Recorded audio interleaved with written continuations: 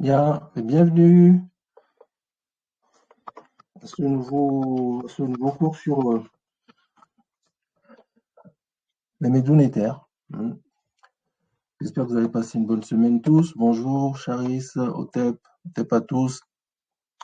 Donc, je disais tantôt qu'on allait continuer sur les médiums éthers, notamment refaire un peu de théorie parce que il y a tellement de choses à dire pour que vous ayez au moins les bases. Et on va reprendre un peu les classificateurs aujourd'hui avec quelques petits compléments que je vais vous donner.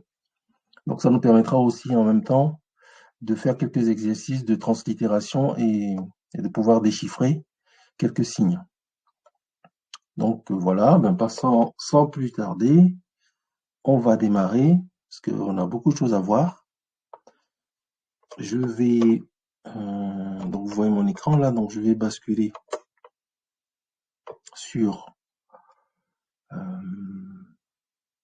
mon site.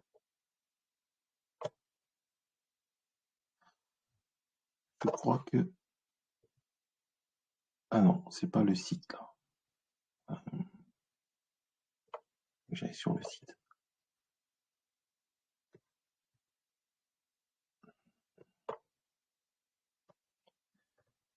Il faut que j'aille sur le site plutôt, ça va être plus simple pour moi. Comment je fais ça? Voilà. Pourtant, je crois que je suis sur le site, hein. Qu'est-ce qui se passe? Ah là là. J'ai un petit problème. J'ai un petit problème que je vais résoudre. Donc, Bonjour. bonjour. Je sais pas qui dit bonjour, mais bon, bonjour quand même. Voilà, donc je suis sur le site que je vous ai partagé là. Donc là, vous le voyez, et on est au classificateur. Parce que donc un petit rappel, je crois que vous voyez mon écran. Ouais, vous voyez le site, ouais, c'est bien. Ok, vous voyez le site. Donc voilà, vous avez le site que je vous ai partagé. Le lien est toujours le même. À chaque fois que je modifie quelque chose, je le republie. Donc ça le met à jour. Ce qui fait que je vais continuer à l'alimenter et, euh, et vous le laisser après. Donc faire un site sur lequel vous pouvez retourner voir les infos importantes. Donc vous voyez ici le sommaire de tout ce qu'on a vu. Les médiums éthers, c'est quoi, le contexte, etc. Les caractéristiques des médiums éthers, les règles de fonctionnement. Donc les phonogrammes, donc, qui renvoient au son, les logogrammes qui renvoient au son et au sens, les classificateurs qu'on va revoir un peu aujourd'hui. Notamment, on va voir les classificateurs sémantiques multiples et les classificateurs multiples ou composés. Et on terminera par la titulature royale. On va commencer la titulature royale.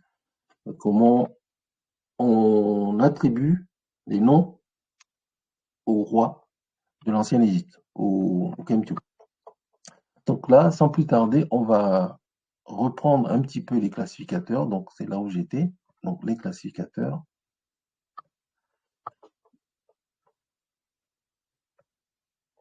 Sauf que, voilà. Voilà, les classificateurs, donc vous savez ce que c'est, hein. Donc classificateur, ça permet de contextualiser, donc de donner le sens du mot, mais on ne le prononce pas. Le classificateur ne se prononce pas. Là, par exemple, ici, donc je vous ai mis un exemple nouveau. Donc, ici, vous avez le chat. Le chat, donc c'est le signe qui permet de désigner le chat. C'est ce signe-là qui s'appelle mi. Et on a rajouté ici le son i et ou pour faire mi-ou, mi-ou. Et avec le classificateur du chat. Donc quand on voit ça, on sait tout de suite qu'on parle du chat. Et donc quand ça nous rappelle le mot. Et ici, les deux signes que vous voyez là, la feuille et le poussin, ne font que renforcer le mot qui doit être prononcé, miou. On a vu ça la dernière fois, c'est les compléments phonétiques, ceux-là. Hein. I, ou, c'est les compléments phonétiques. Ça permet ça aide à mieux prononcer le mot, donc miou. Donc, le classificateur permet de donner le sens. Là, c'est un nouvel exemple que je vous ai donné pour vous le rappeler. Donc, ça renvoie aussi au concept, ça on l'avait déjà vu. Vous voyez, le ciel et l'étoile renvoient à la nuit, tout simplement. Donc, le mot qui correspond à, par exemple, cette graphie, c'est un mot qui renvoie à la nuit. Donc là, il faut le connaître, c'est un vocabulaire. Donc ça se lit ou ka, ou ka. Donc ça veut dire être sombre. Donc on voit ici le poussin, c'est ou. Et en fait, le signe qui est là, c'est le signe qui veut dire ouka, mais on a renforcé également par un poussin et un vautour percoptère qui est un A. Donc, on sait que ce signe-là se lit ouka. Donc, et avec le classificateur, ça permet de renvoyer à la nuit, à ce qui est sombre. Par exemple, ici aussi, le mot guéret,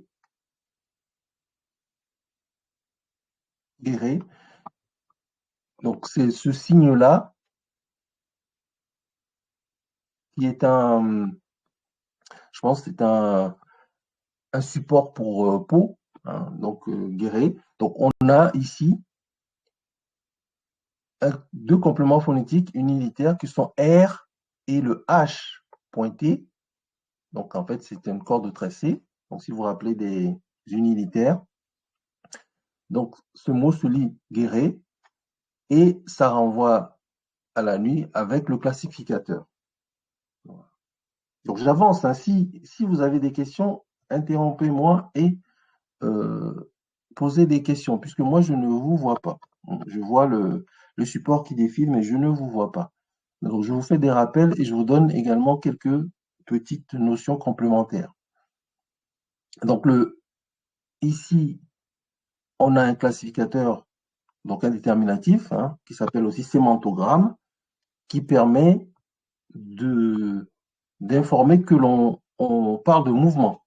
Hein, par exemple, s'il y a le mot qui est là, chimie, ou bien kémie, ça veut dire s'en aller, ou le mot ab, s'en aller, et envoyer plutôt, grâce au classificateur qui est la jambe qui fait un mouvement, on sait qu'on parle de mouvement.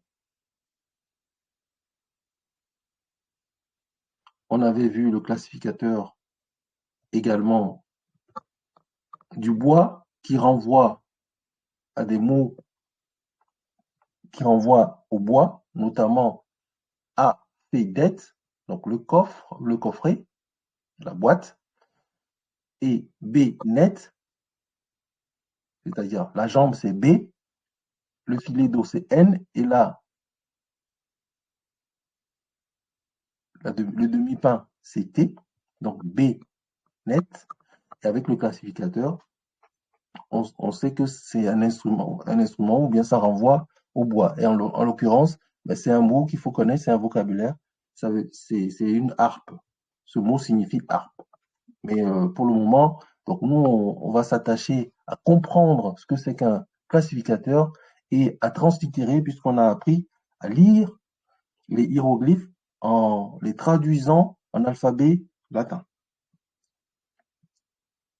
D'où l'importance d'avoir sa table à côté de soi. Ça, on l'avait vu, je crois, je vais vous le rappeler quand même. Il y a différents types de classificateurs. Donc, il y a différents types de classificateurs. Il y a des classificateurs qui se rapportent au temps. Hein. Vous voyez? Donc, les classificateurs, ils sont organisés. Hein, ils sont organisés d'une certaine façon. Donc, il y a des classificateurs qui se rapportent au temps. Notamment là, on a le signe Ra, soleil, qui renvoie au temps. Ici, on a le signe d'un quadrupède, c'est en fait c'est un morceau de viande, hein, qui renvoie à un animal à quatre pattes, hein, quadrupède. Ici, on a la jambe qui renvoie au mouvement et deux classificateurs là qui renvoient à l'action. Donc, on voit ici une main qui tient un objet euh, dans les mains et on voit un homme qui tient un bâton qui fait une action. Donc, c'est des classificateurs. Ces classificateurs, on les appelle les classificateurs superordonnés, c'est-à-dire ils vont être dans une graphie, ils vont être conceptuellement les classificateurs qui seront au-dessus en termes de concept. Je vais vous montrer un exemple tout à l'heure, vous allez mieux comprendre. Donc après, il y a les classificateurs un peu plus simples, on va dire basiques, hein, qui font moins appel à des concepts. Ici, par exemple, vous voyez clairement des animaux. Donc, ça renvoie à quelque chose de simple. On voit un animal, on sait que c'est un animal.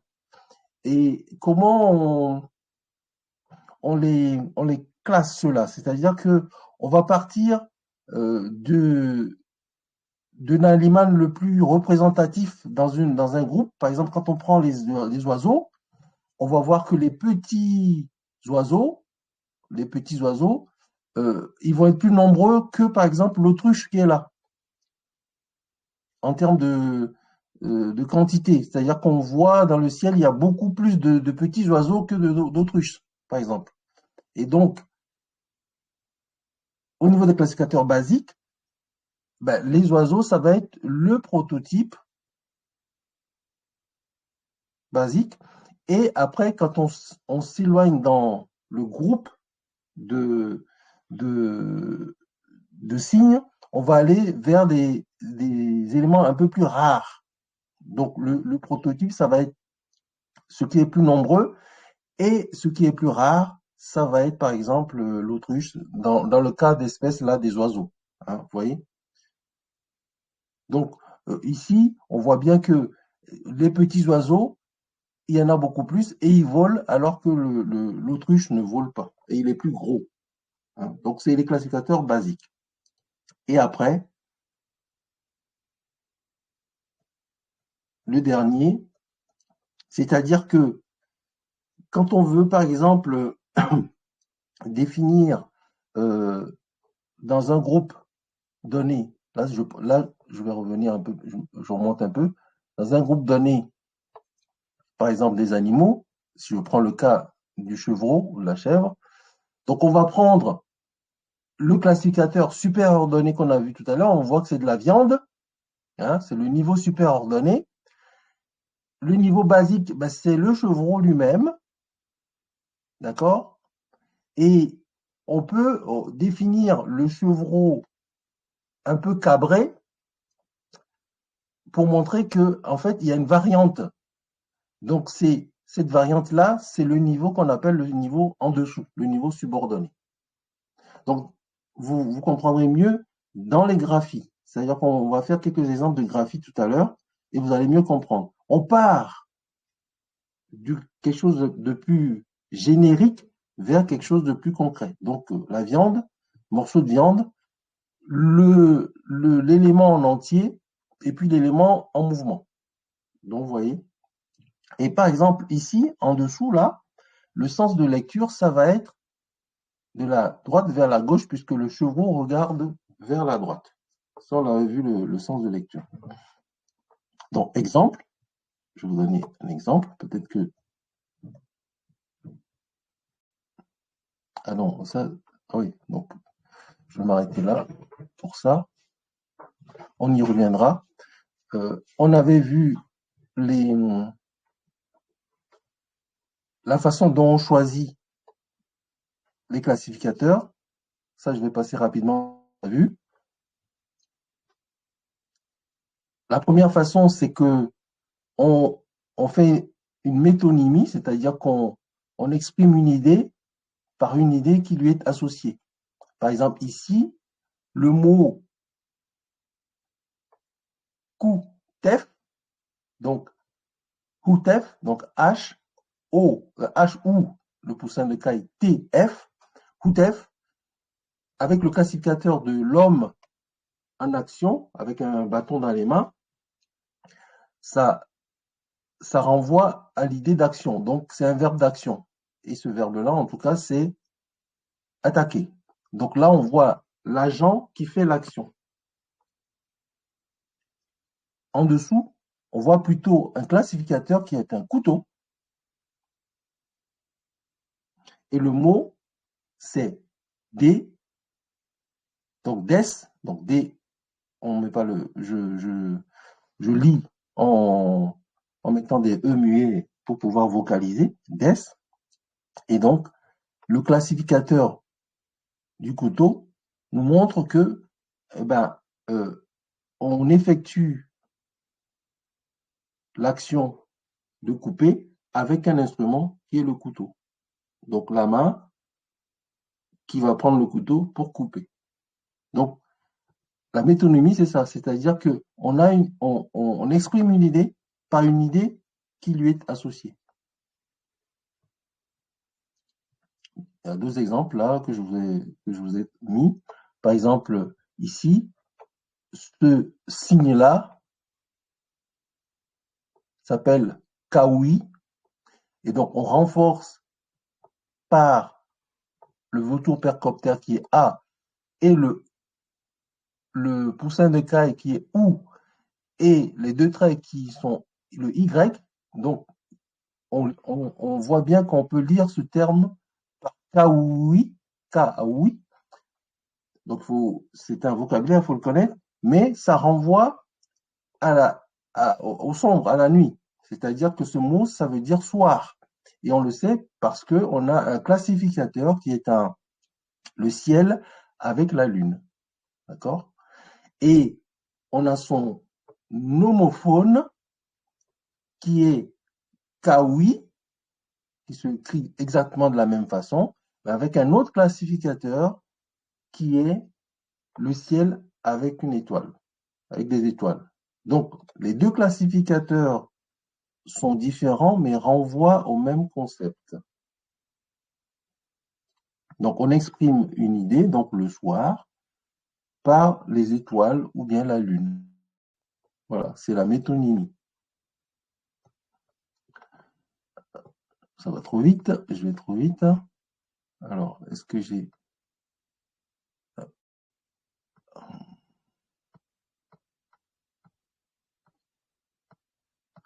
métonymie. Alors, j'en reviens un peu plus. Voilà. Ça, c'est une autre façon. Donc, à l'inverse, pas à l'inverse, mais d'une autre façon, on peut aussi choisir un classificateur par un autre procédé qu'on appelle cette fois-ci méronymie, c'est-à-dire utiliser une partie de quelque chose pour exprimer l'ensemble de la chose. Bon, ici, par exemple, c'est la métonymie qu'on en vient de voir tout à l'heure, c'est-à-dire que l'agent qui fait l'action. Mais par contre, dans la méronymie, on ne va pas prendre l'agent, on va prendre une partie de l'agent, c'est-à-dire le bras et le fait que le bras tienne, la main tienne un objet, un bâton dans les mains, pour exprimer la chose. Donc, une partie de la chose pour exprimer le tout. Et donc, ce mot qui se lit Koutef, donc à gauche, j'ai la métonymie et à droite, j'ai la méronymie parce que j'ai utilisé une partie de l'agent pour exprimer l'action. C'est ce qu'on appelle méronymie. Mais même si vous ne retenez pas forcément les mots savants, métonymie, méronymie, comprenez le sens des choses. Soit on utilise, par exemple, dans ce cas précis, l'agent pour exprimer l'action, soit on utilise une partie de l'agent pour exprimer l'action. J'avance. La comparaison, on l'avait vu, donc je le rappelle rapidement. Ici, add, qui veut dire être fâché. Donc, on le lit, donc vautour, percoptère, A, et la main c'est D, ad. On y associe un classificateur qui est un crocodile, qui est un être furieux, hein, donc un animal furieux, souvent qui est dangereux, donc ça veut dire être fâché. Et ici, on a le terme Kened, là j'ai mis le E pour bien pouvoir le prononcer, mais c'est ce signe-là, c'est un K avec un point, un K pointé qui se lit K, et il y a ND, donc Kened, avec le babouin, c'est un mot qui veut dire être furieux. Donc on compare le mot avec un animal, par exemple. Ça, c'est la comparaison. Et ça renvoie souvent à tout ce qui est lié à l'émotion, au comportement. Voilà.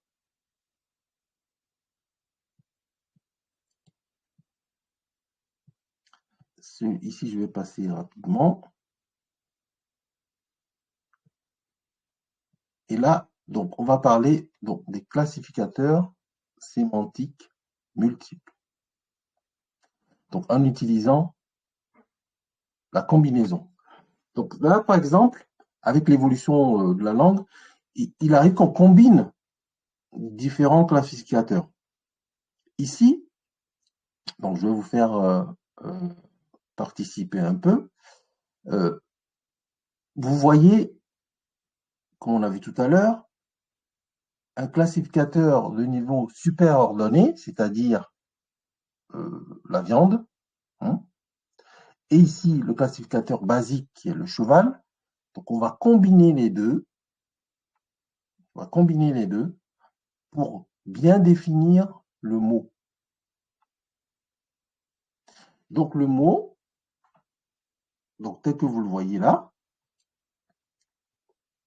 se lit kétéri, ou bien kéter, kétéri. Donc ici, il y a en fait le H pointé, le T, le R, hein, et c'est ce signe-là qui est décrit par les compléments phonétiques qu'on voit là. Et donc, les deux classificateurs combinés montrent que ça renvoie forcément à un cheval ou à des chevaux. Donc, on a la viande, donc le classificateur super ordonné, et le cheval. En l'occurrence, ce terme signifie paire de chevaux. Donc, on a combiné deux classificateurs pour écrire un mot. Donc, ça veut dire qu'on peut utiliser plusieurs classificateurs dans un mot. Donc, on peut utiliser plusieurs classificateurs dans un mot. Donc, en l'occurrence, ici, on a combiné deux classificateurs pour écrire un mot. Un autre exemple, je vais descendre. Alors, je vais vous le donner après. Bon.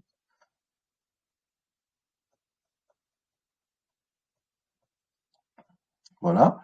Donc, on a les classificateurs multiples ou composés. C'est-à-dire qu'on a, alors je vais d'abord vous préciser quelque chose ici qui est important. Lorsqu'on a plusieurs classificateurs, je répète, le classificateur qui est super ordonné, donc au niveau conceptuel, se met toujours à la fin du mot. Donc en l'occurrence ici, c'est la viande, la chair ici. Donc vous voyez, lorsqu'on a plusieurs classificateurs, le super ordonné se met toujours à la fin. C'est une règle. Vous le verrez dans les graphies. Le classificateur multiple ou composé. Donc ici, on a un mot qu'on a vu tout à l'heure, guéret. Dans un cas, c'est la nuit. Dans l'autre cas, c'est aussi la nuit, mais avec deux classificateurs différents, c'est-à-dire ici, le ciel et la lune, le ciel et les étoiles, mais en tout cas, ça renvoie à la nuit. Donc, c'est le même mot, c'est des homophones. Les homophones se prononcent de la même façon et veulent dire exactement la même chose. Mais les classificateurs sont différents, mais ça renvoie à la notion de nuit. Mais on peut composer ça avec un autre classificateur qui renvoie au temps. Par exemple, ici, le soleil Ra ou le signe Ra renvoie au temps. Donc, on a le mot du haut là, auquel on va rajouter un classificateur. Donc, on compose deux classificateurs pour dire c'est la nuit et aussi la notion du temps.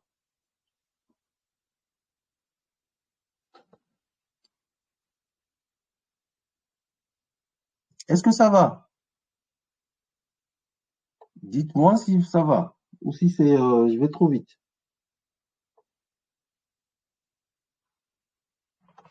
Je ne vous entends pas. Dites-moi si ça va ou si je vais trop vite.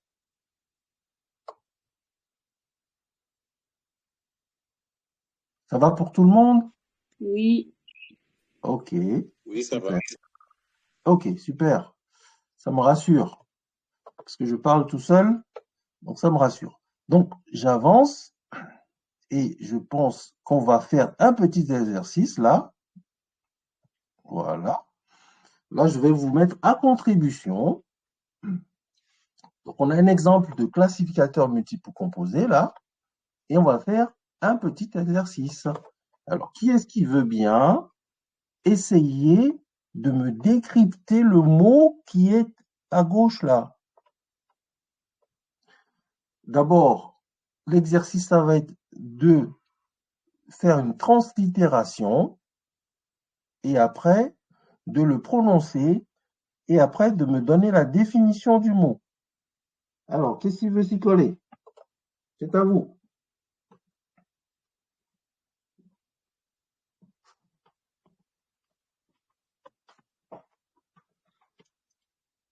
Allez-y.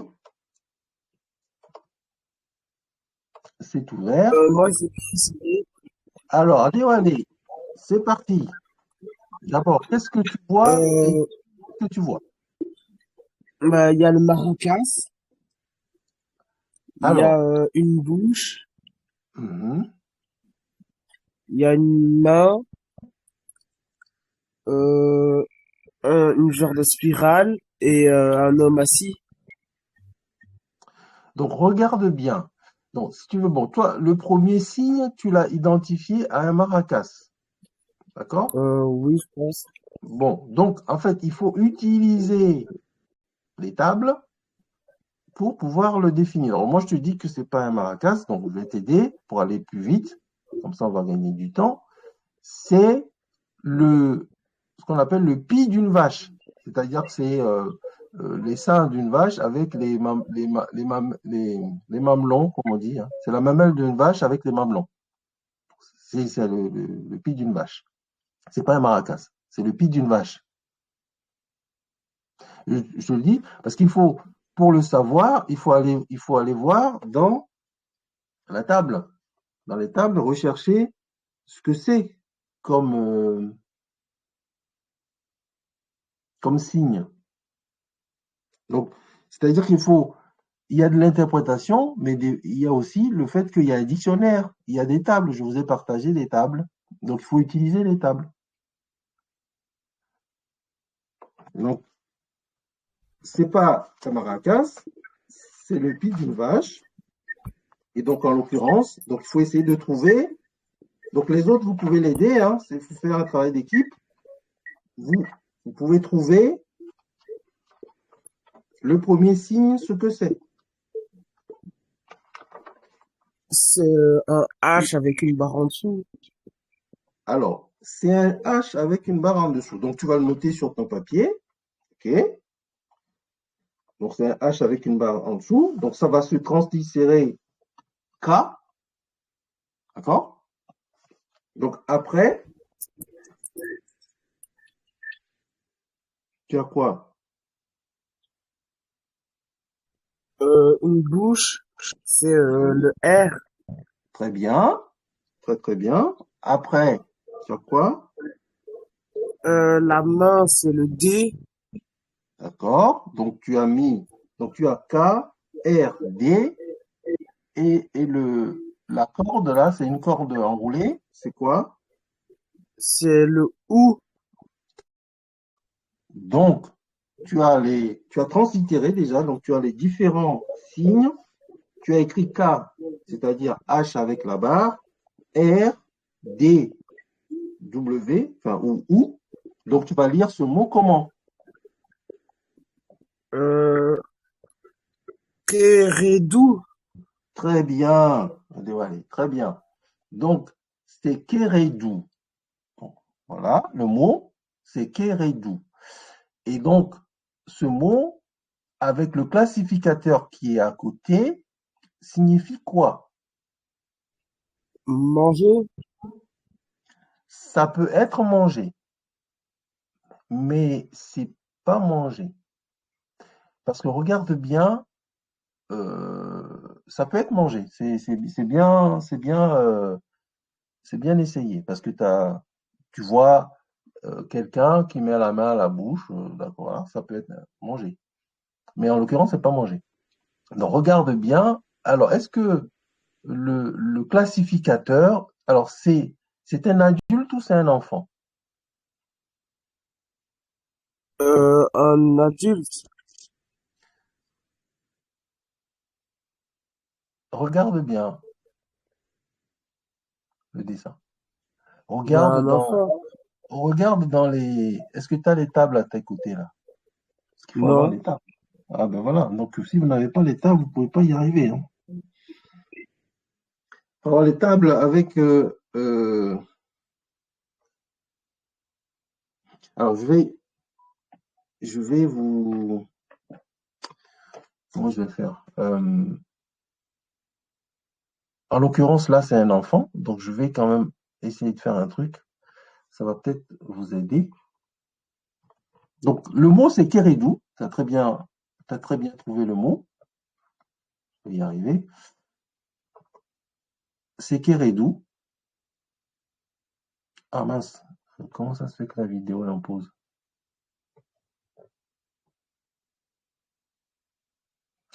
J'ai mis la vidéo en pause. Pourquoi?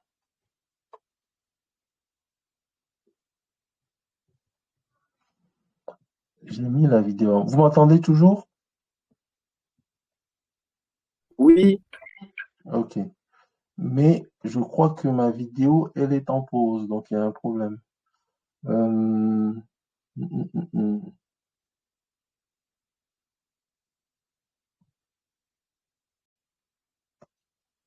Alors, j'allais juste vous montrer une table qui vous permet de...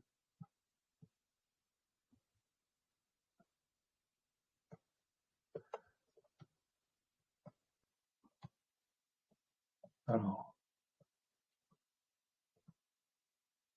les classificateurs. La liste des hiéroglyphes. Voilà. Les humains, le corps des humains.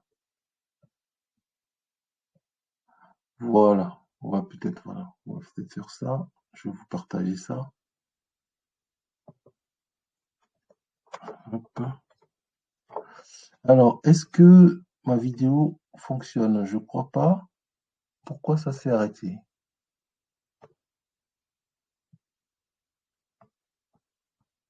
Bah, je comprends pas.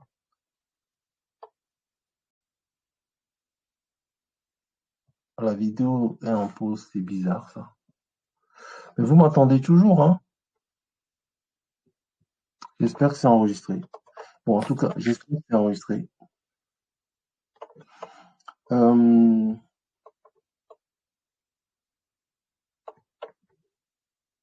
je vais partager mon écran, partager un autre écran, celui-là, partager. Donc vous voyez, là vous voyez un livre, je crois. Voilà, vous voyez un livre, la liste des hiéroglyphes, et je vais vous montrer, voilà, le corps humain et une partie du corps humain. Voilà. Ici, hop, voilà. Là on voit les hommes. Vous voyez une table avec les hommes. Donc vous voyez l'homme assis. Vous voyez, dites-moi si vous voyez. Hein. Oui, on voit. Voilà, donc vous voyez l'homme assis. Vous voyez l'homme assis portant la main à la bouche. Vous voyez l'homme qui se courbe. Vous voyez l'homme avec un bâton qui se courbe. Donc voilà, c'est tous des signes qui permettent de déterminer, qui permettent de donner une signification. Et donc, quand vous voyez le A17, c'est un enfant assis. Hein. L'enfant assis, ben on voit que c'est Kéred. Ici, on dit Kéred. Mais en fait, Kéred, Kéredou, Kéri, tout ça, c'est une façon de prononcer. Donc, pour connaître les tables, donc, ce que vous voyez dans le mot que je vous ai partagé tout à l'heure, c'est un enfant assis qui se lit Kéred, Kéredou. Vous voyez, donc cette table-là,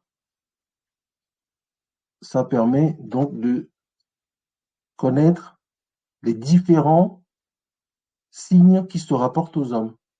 Donc il y en a différentes. Donc je vais revenir à notre sujet. Je vais vous repartager mon écran. Je vais repartir d'ici pour aller sur le support. On va revenir à nos moutons. Voilà. Donc j'espère que ça enregistre toujours.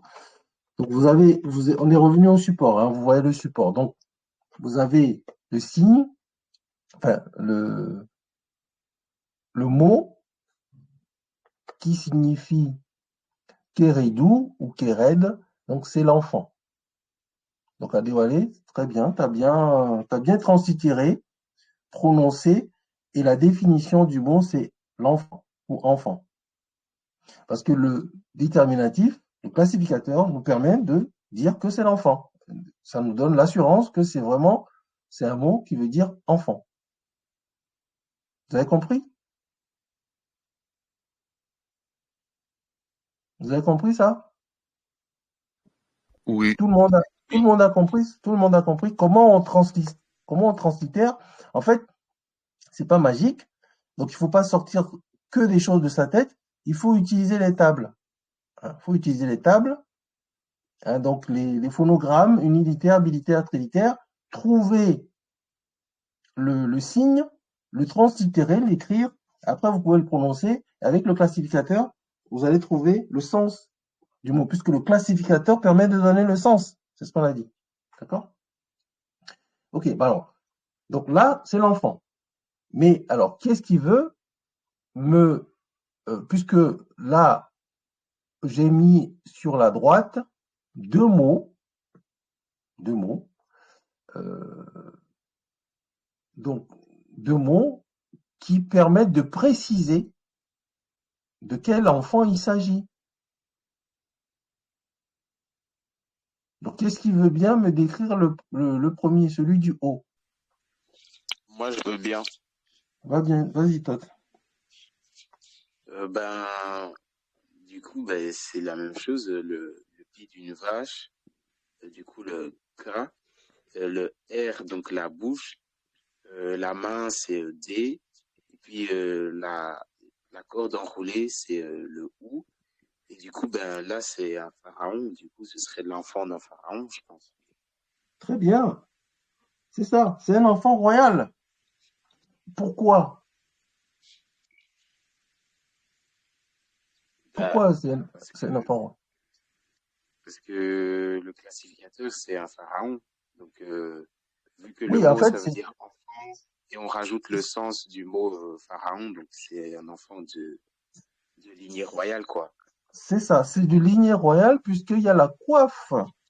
Il y a la coiffe, hein, la coiffe royale, effectivement. Donc c'est un enfant, c'est un prince. Donc c'est un prince, l'enfant royal, exactement.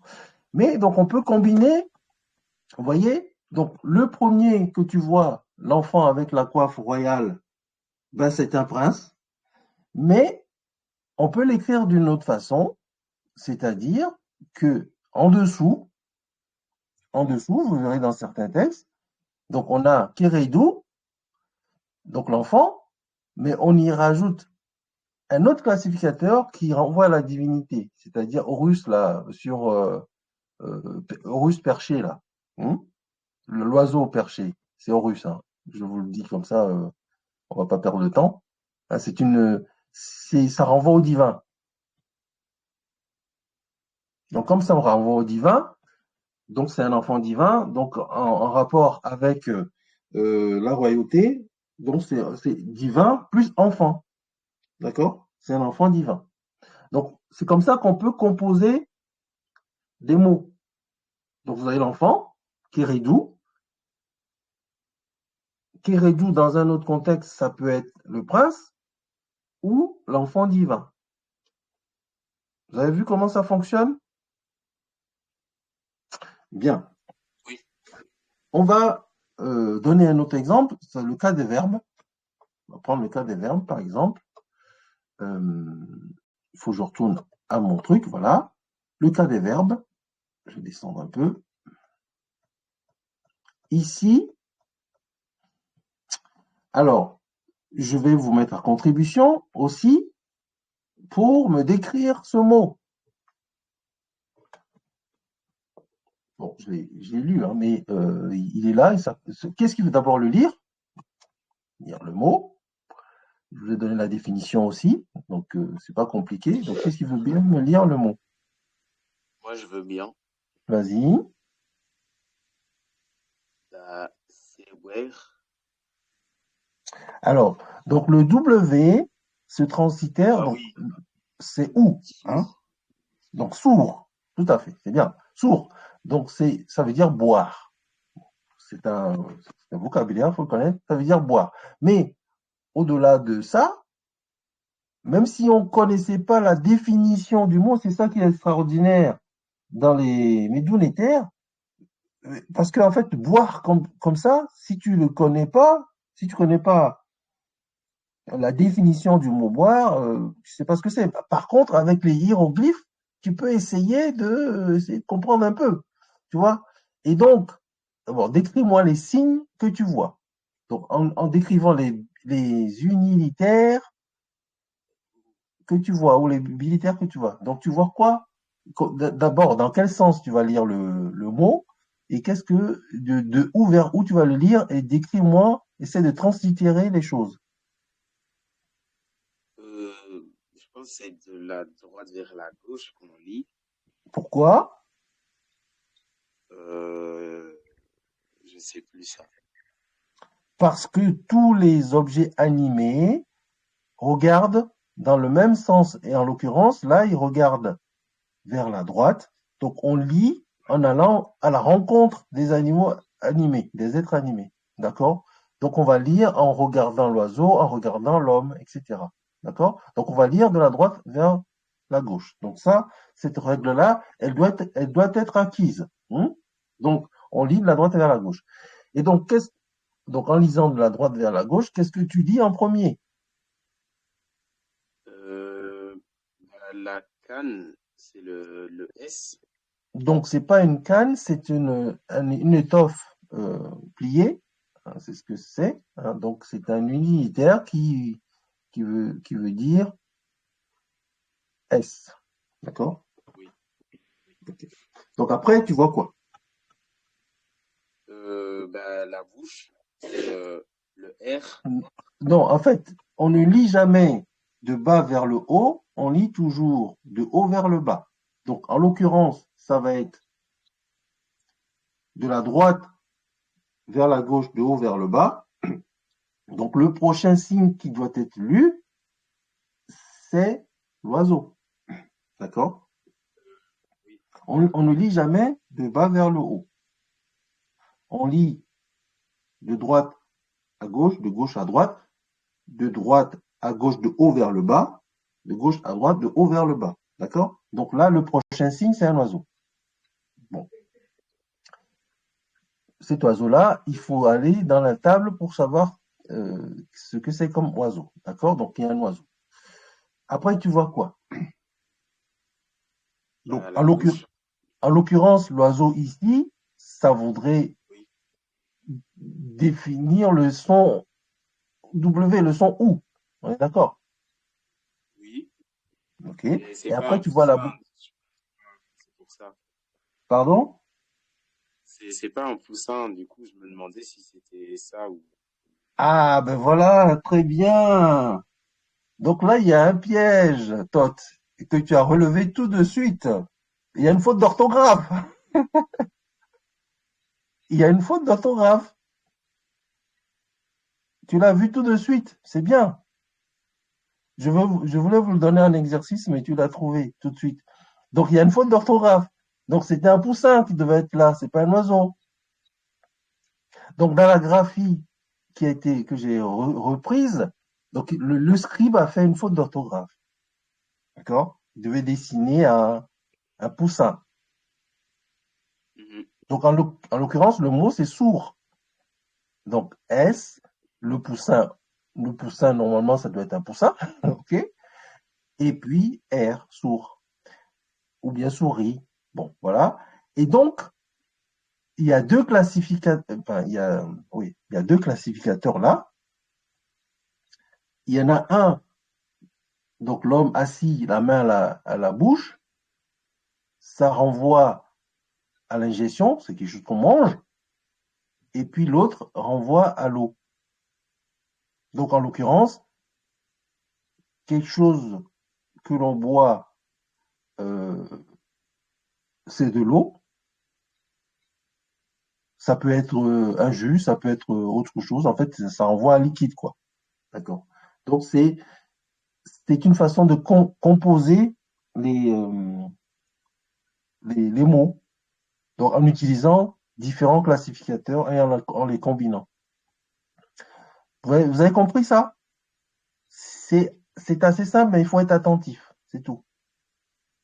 D'accord? Oui. Mais c'est bien, Tot. C'est très bien. Bon, donc, cet exercice-là, je ne vais plus vous le donner puisque tu as trouvé toi-même que l'oiseau, c'est pas le ou. Donc il y a une erreur dans l'écriture du mot sourd, là. Donc on va prendre un autre cas, le cas du verbe. Ici, alors, qu'est-ce qui veut bien décrire le mot et le prononcer? Donc il y a tout, hein, il y a pas de piège ici. Donc il y a tout, mais je veux juste faire l'exercice de décrire le mot. Qu'est-ce qui veut bien essayer? Allez-y. Les autres participez aussi, hein. Il faut participer, hein. Il faut participer pour que ça rentre, hein. Donc, allez, qu'est-ce qu'il veut décrire le mot là? Qu'est-ce qu'on voit?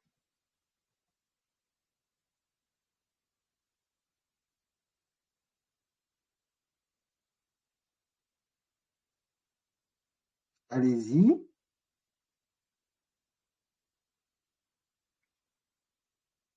Allez-y, ne perdons pas le temps.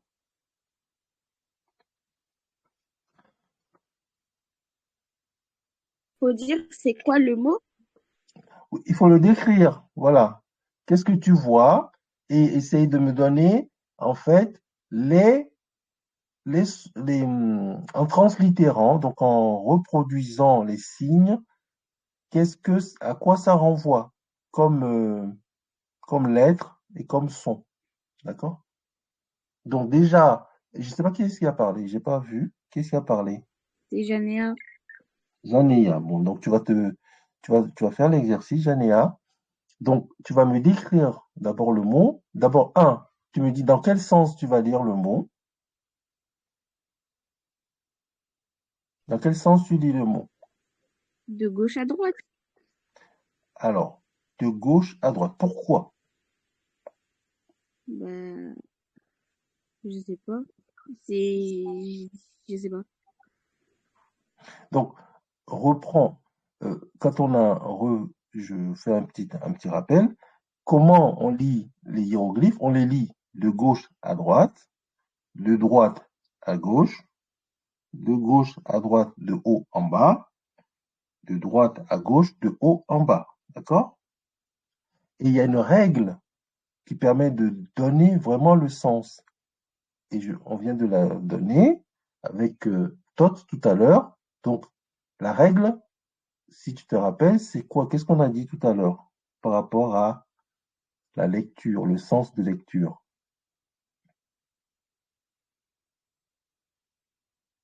Je sais plus.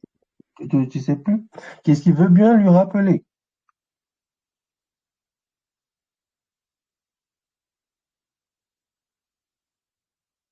Quelqu'un veut bien lui rappeler Comment on lit une tablette? le sens de lecture, oui. Ça dépend de comment les objets animés regardent. Enfin, vers où ils regardent. Très bien. Et donc, en l'occurrence, dans cet exemple, on va lire dans quel sens? De droite à gauche. Très bien, Janéa. Donc, tu as trouvé toi-même. Donc, les animaux regardent vers la droite. Donc, on va lire de droite vers la gauche. Donc, ça, c'est bien. Maintenant, pour translittérer, il faut lire les, les, les signes que l'on voit. Donc, le premier signe, qui est l'étoffe pliée, c'est un S. D'accord? C'est un S. Le deuxième signe, c'est quoi? Un couteau. Alors, c'est pas exactement un couteau, mais c'est quelque chose de tranchant. C'est très bien. C'est pas un couteau, mais c'est quelque chose de tranchant. D'accord? En l'occurrence, qu'est-ce qui sait ce que c'est déjà? J'ai sondé la salle. Qu'est-ce qui sait? C'est une faucille. Alors, c'est une faucille. Très bien. Donc ça sert dans l'agriculture. C'est une faucille. Hein? Vous avez déjà vu ça, certainement une faucille. Souvent dans les dans les dessins animés ou alors quand on dit la mort qui fauche et tout ça. Donc on dessine souvent des on dessine souvent des personnages avec une faucille. Hein, donc ça c'est la faucille. Hein. Donc la faucille, ça sert à faire l'agriculture quelque part. Mais bon, ça peut tuer aussi. Donc la faucille, donc, il faut aller trouver dans les tables quel est ce mot-là. Comment ça s'écrit? Qu'est-ce qu'il a trouvé? Quelqu'un a trouvé? Moi, j'ai trouvé, mais je sais pas comment ça se prononce en fait. Qu'est-ce que tu as trouvé? Euh, c'est un M avec une D'accord. espèce de 3 bizarre là. Alors, le 3 bizarre, c'est un A. Donc, AA, en fait, ça, c'est le A. D'accord? Donc, ça se lit ma. Oui. Ah. Eh bien, comme tu savais pas, tu as un unitaire qui est juste à côté, qui est un complément phonétique, qui t'indique comment il fallait le lire. Donc, en l'occurrence, tu as juste à côté de la faucille, ben, le Ah oui. photopercoptère qui est un A. Donc, tu vois? Donc, ça t'aide à lire la graphie. Donc, le photopercoptère qui est là ne sert qu'à t'indiquer que bah, c'est mal, quoi. Tu comprends? Oui. Parce qu'on ne double pas, tu vas pas doubler le AA. Donc, voilà, donc c'est SEMA. Et si tu n'avais pas encore, si t'avais pas compris, eh ben, on te dit, ben, c'est Sema ou c'est Semou. Tu vois? Parce que l'oiseau qui vient après le vautour percompteur, c'est un hibou qui est un M et la corde tressée, c'est OU dans les tables. Donc c'est Sema ou Semou. D'accord? C'est le mot. Pour le translittérer, c'est comme ça. Donc c'est Sema. Donc ça, c'est le mot. Donc après, donc on a deux classificateurs combinés ici qui montrent que c'est quelque chose de quand même pas très gai, quoi. Parce qu'il y a un couteau, il y a un couteau, et puis il y a un bras avec un objet dans les mains, c'est-à-dire un bâton ou quelque chose qui représente l'action de force. Donc on l'a vu tout à l'heure, c'est la méronymie, c'est-à-dire qu'on a pris une partie d'un homme, donc c'est-à-dire le bras, pour indiquer que c'est une action de force, action de couper de force. Donc là, le mot Sema, c'est le verbe tuer ou abattre ou massacrer ou tout ce qui va, vous voyez, tout ce qui va se rapporter à l'action de faire du mal, quoi. Sema. Donc c'est comme ça qu'on combine, on compose les classificateurs. Et c'est assez visuel. Donc, et après, il faut faire travailler un petit peu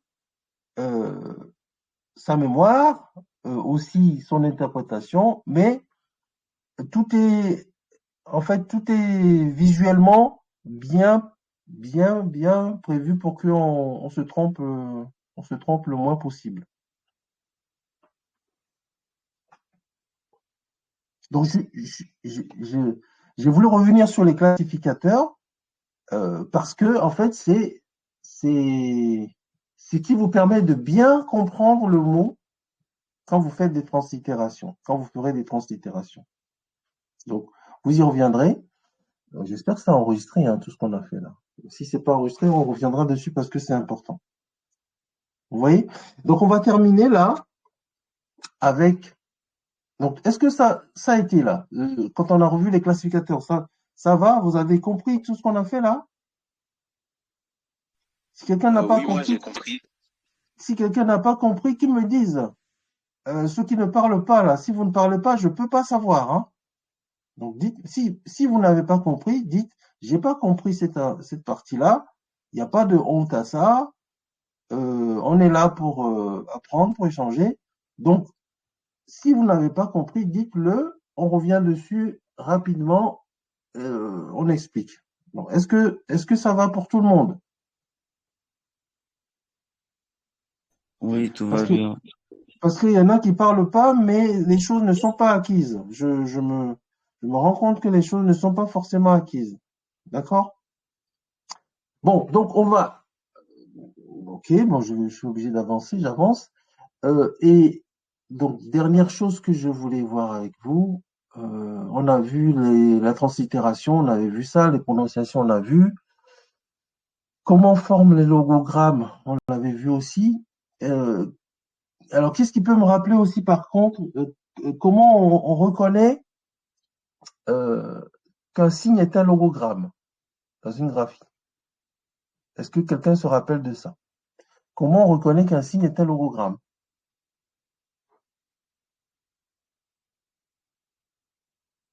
Je fais une petite aparté là. Allez-y, comment on reconnaît qu'un signe est un logogramme? Moi je veux bien essayer. Vas-y. Il me semble c'est celui qui a un signe, enfin le symbole qui a un sens et qui a un son qu'on peut prononcer. Oui. Donc ça, c'est le logogramme. On est d'accord? Très bien. Donc, c'est le logogramme. Mais en fait, on, on le reconnaît dans un texte. Je crois que je vous avais dit ça. Euh, je vais y retourner. Je crois que j'avais dit ça. Juste m'assurer que j'avais dit ça. Les logogrammes. Je reviens parce que logogramme, donc, qui renvoie, comme tu as dit, à un son et au sens. Mais comment on le reconnaît dans une graphie? Je crois que je vous en avais parlé. Voilà. Voilà. Donc, c'est les signes qui sont accompagnés d'un trait comme ça, dans les graphies. Donc, quand vous voyez dans une graphie un signe avec un trait comme ça, forcément, c'est un logogramme. D'accord? On a vu ça la dernière fois. Hein? Donc, c'était un petit rappel. Juste un petit rappel.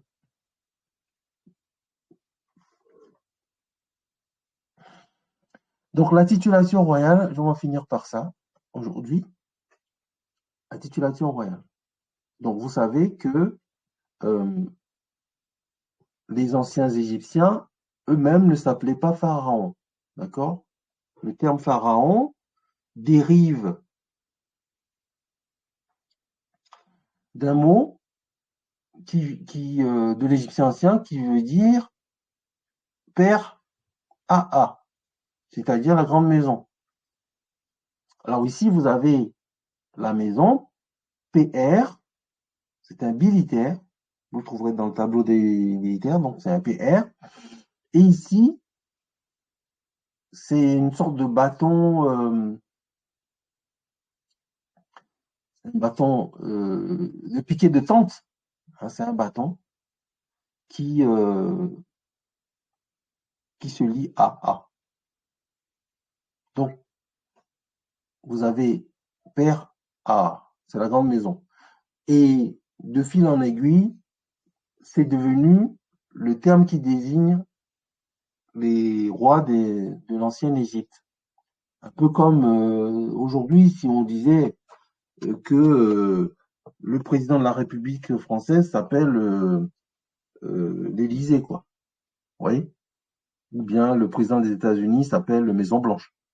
Voilà. Mais les Égyptiens anciens, eux-mêmes, ils ne s'appelaient pas Pharaon, ils ne s'appelaient pas Père AA. C'est avec le temps que on les a appelés ainsi. Donc les anciens Égyptiens, eux-mêmes, ils avaient des titulatures, ce qu'on appelle une titulature royale. Par exemple, ici, on a le mot Nekbet. Donc vous voyez, si vous translittérez, vous avez le filet d'eau qui est N. Le cercle strié, c'est un H avec un trait, je crois, ou un H avec, je ne sais plus ce que c'est exactement, c'est un H avec quoi qui se lit K en tout cas, KH. Il faut retourner dans les tables pour voir, hein. Ça se lit KH. La jambe, c'est B. Le demi-pain, c'est T. Et là, vous avez le papyrus, enroulé qui renvoie à l'abstraction, comme on l'avait vu déjà. Et le pluriel, ça veut dire plutôt l'éternité ou voilà. Donc, et la croix veut dire, bah, quand c'est dit, hein, c'est scellé, d'accord? Donc c'est ce qui est assigné, désigné. C'est une forme de titulature qui accompagnait le nom des pharaons, pour savoir que vraiment c'est un pharaon. Donc les anciens Égyptiens ne s'appelaient pas pharaons, ils s'appelaient plutôt par des noms de titulature qu'on va voir. On va commencer aujourd'hui, on ne va pas finir. On va en faire juste un. En fait, normalement, les anciens Égyptiens, on distingue 5 noms ou grands noms de rois. On va les retrouver là, 5 noms ou grands rois. Donc le premier, c'est Horus. Le premier, c'est Horus. C'est le dieu faucon.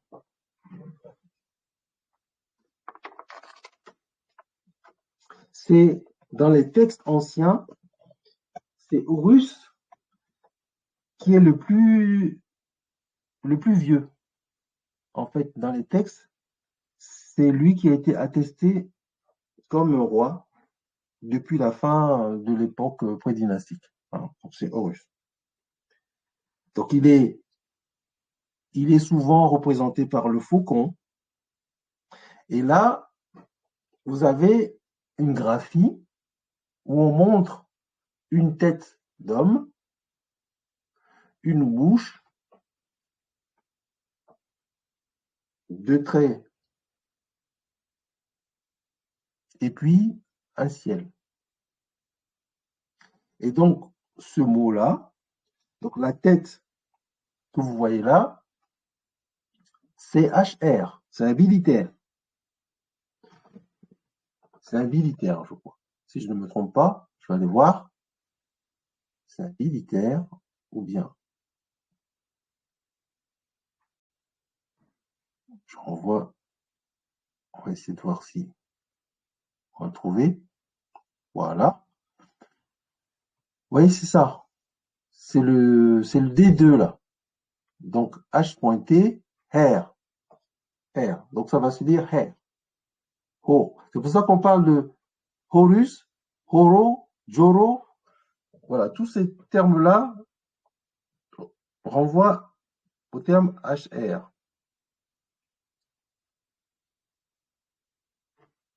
Donc, je reviens à mon texte. Voilà. Donc, ici, c'est hair.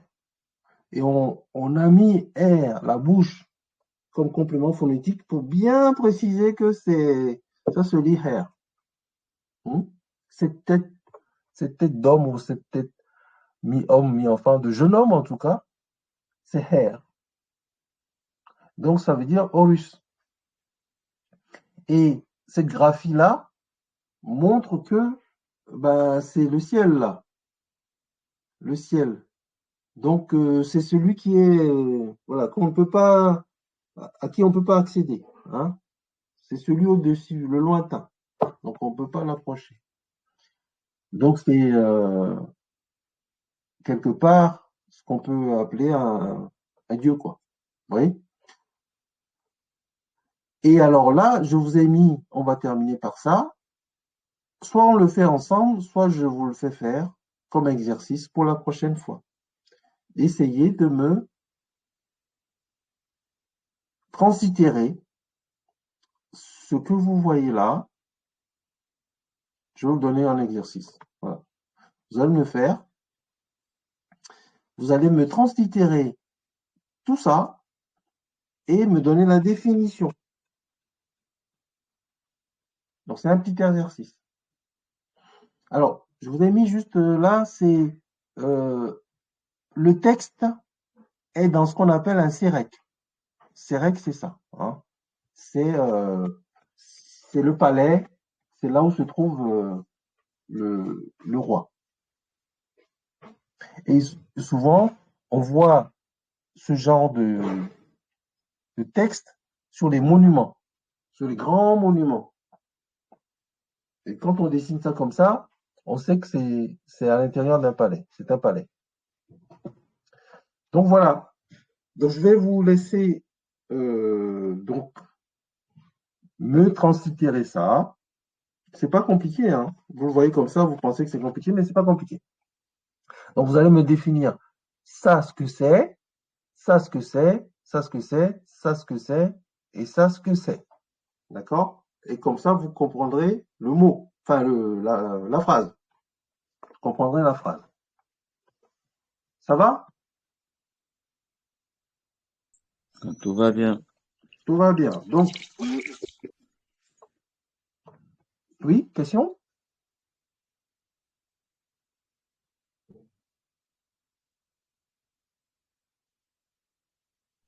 Moi, j'aurais une question. J'ai remarqué que dans les 5 noms des rois, il y a écrit, attendez, par exemple, dans le premier fiche, c'est Ri, celui qui est au-dessus du lointain. Le deuxième, c'est le, comment on appelle ça? Le Sérec, qui veut dire, qui est le palier du souverain. Et Ah non, non, non, la en fait, troisième image, c'est le, oui, non, je t'arrête. C'est-à-dire que ici, dans les 5 noms de rois, là, je commence par le premier, tout simplement, Horus. La prochaine fois, on verra les 4 autres. D'accord? Est-ce que ça répond à ta question? oui, ça répond. Oui, c'est pareil qu'il n'y a pas les 5 noms ici, hein. Là, dans les 5 noms de rois, dans les textes anciens, euh, là, je commence par le tout premier, Horus le roi. Après, il y a les petits, il y a l'Horus d'or. En fait, c'est les titres qui sont donnés au roi, hein. Et après, Messoud Biti, je vous l'expliquerai la prochaine fois. Mais là, le tout premier, c'est Horus. Horus, le nom d'Horus, le roi. C'est-à-dire, quand on parle d'Horus, ben, vous vous rappelez d'Horus? Horus, c'est qui, en fait? C'est qui Horus? Quand on a vu l'Énéade, là, c'est qui Horus? Apparemment, tout ce que je sais sur Horus, c'est, je crois que c'est Ri, c'est un dieu faucon, quoi. Oui, mais quand on a vu l'Énéade, Horus, on en a parlé, Horus. Longuement, même. Oui, Bah, c'est le fils de Isis et d'Osiris. Ben oui, c'est le fils d'Osiris et d'Isis. Osiris, ben oui. Il fait partie des Nétéros, des premiers concepts liés à la divinité. Donc c'est le fils d'Acéta et Osir. Tu t'en rappelles de ça ou pas? oui, c'est bon, je me rappelle. Ouais. Ben c'est et ce que l'on fait, c'est lié, hein. Parce que quand on fait des hiéroglyphes, c'est pas quelque chose de complètement déconnecté de ce qu'on a vu au niveau de l'Énéade, hein, ou au niveau des divinités de l'Égypte ancienne, hein. Donc Horus, c'est le fils. Et d'ailleurs, ben, on a passé du temps à lire le conflit entre Horus et Seth. Donc Seth qui voulait prendre le trône et qui s'est battu avec Horus on a lu plusieurs séances là-dessus. Donc le premier des rois, le premier dans les textes anciens, lorsqu'on parle de titulature royale, euh, le premier c'est Horus, le dieu faucon. D'autres questions? Vous allez réussir à le faire l'exercice Oui, là? Est-ce que vous pensez que ça va être simple ou ça va être compliqué?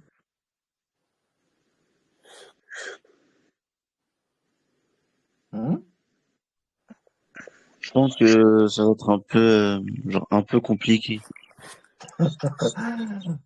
Ok, alors, donc si je vois tout le monde là, on va faire un vote. Qui est-ce qui pense que ça va être simple?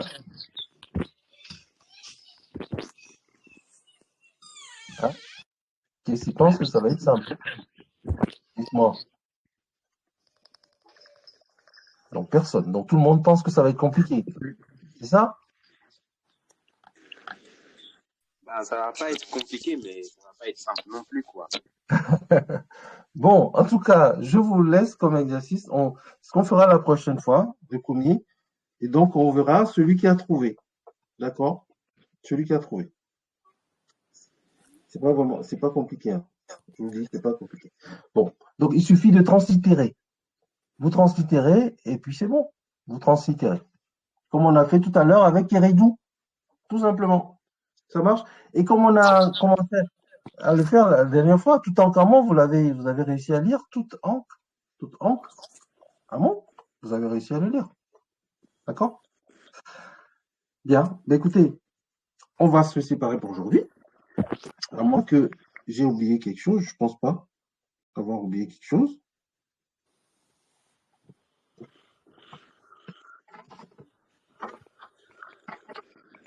D'autres questions? Non? Pas d'autres questions? Ok, ben si vous avez compris, je crois que ce que j'ai fait aujourd'hui, juste m'assurer que j'ai pas oublié quelque chose.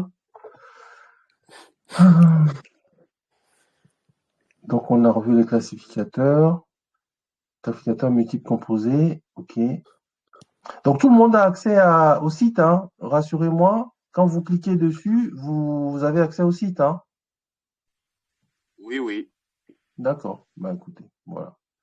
Donc pour faire les compléments phonétiques, on les avait vus. Voilà. Donc pour faire l'exercice, c'est simple. Vous allez sur le site et puis comme ça, vous pouvez translittérer. D'accord. Et vous trouverez la phrase sur Horus. D'accord. Bien. Ben, écoutez, quelqu'un a quelque chose à dire? Hmm. Si quelqu'un a quelque chose à dire, il peut le dire.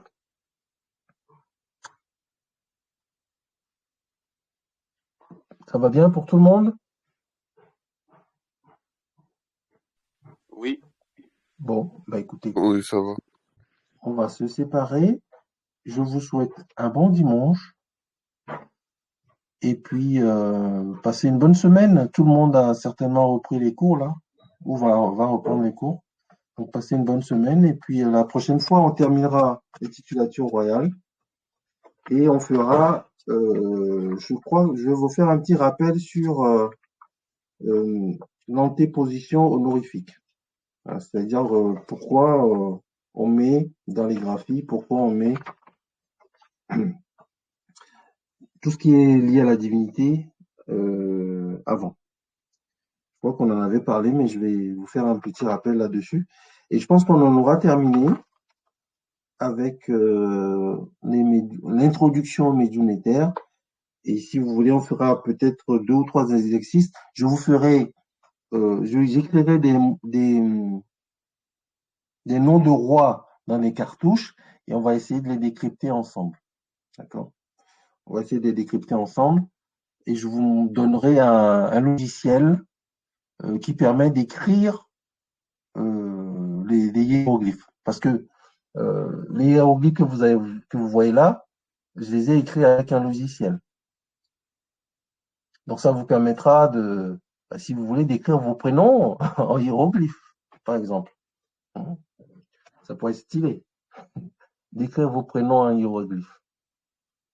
Donc il y a un logiciel qui est gratuit, je vous donne, qui s'appelle J-Sèche et qui permet d'écrire en hiéroglyphes. Donc voilà. Bien, bah, écoutez, je vous souhaite un bon dimanche. Bien Dogo. Et bon dimanche. Bon dimanche. Bon dimanche. Au revoir. Au revoir. Donc là, je vais voir si la vidéo.